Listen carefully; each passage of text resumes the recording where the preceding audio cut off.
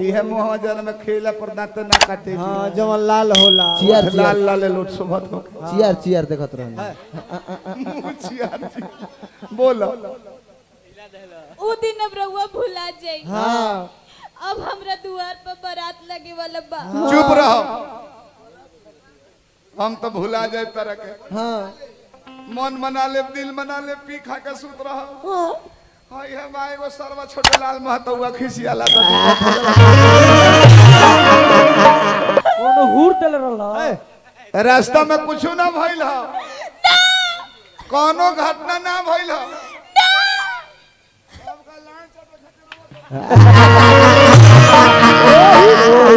दिमाग चोटले बड़े तब से ब्लड प्रेशर बढ़ल बा का भइल का बता बोल बोल बोल चुप हो गए ए जान अब हमने के अलग होके का टाइम आ गई। अब रउआ हमर पीछा मत करी। डॉक्टर साहब कहती है कि अब हमार पीछा मत करी लंगड़ आदमी से चलल जाता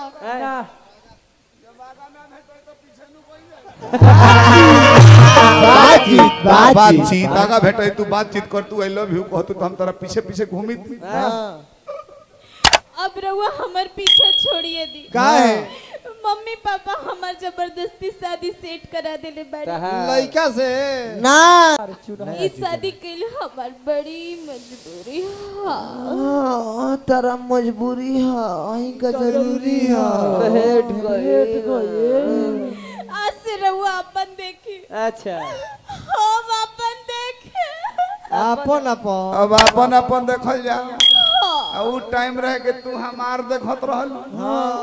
हम तो हार देखत रहनी मुहावा मुहावा कौन मुहा ए बरा के लैला मजनू बालू हां लैला अपना घर है मजनू अपना घर है हां लैला के कईयो फाइट मार ले बड़ा मजनू जानते नहीं घनु जाते ठीक है बाबू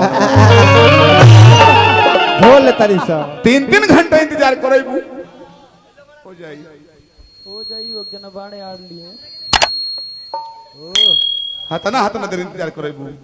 कहां उदास मुंह ले काइल बड़ू हां कहां रहलू हो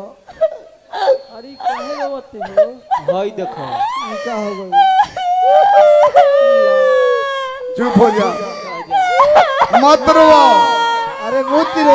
रो अरे फाटी गुलकारी चुप आवाज साउंड बक्सा फरमू का ए भाई काहे रो मत अब रोबू तो बड़ी मानी ले तारा के हां अब एको बूंद लोर गिरल हां तो हमरो लोह मुंह पर आ गेल बा जनी हम लो मुत्रो तो काहे रोत रे बोल अरे भाई काहे रोत ये रास्ता में कोनो लेलो सनानु तोर मोबाइलवा ना कोनो कोइला स घेर के बातचीत कोनो धइला सा कोनो कुकुर दौड़ैला स कोनो साण घेरले रहलो कोनो मिसलसिया कोनो कान मिसला स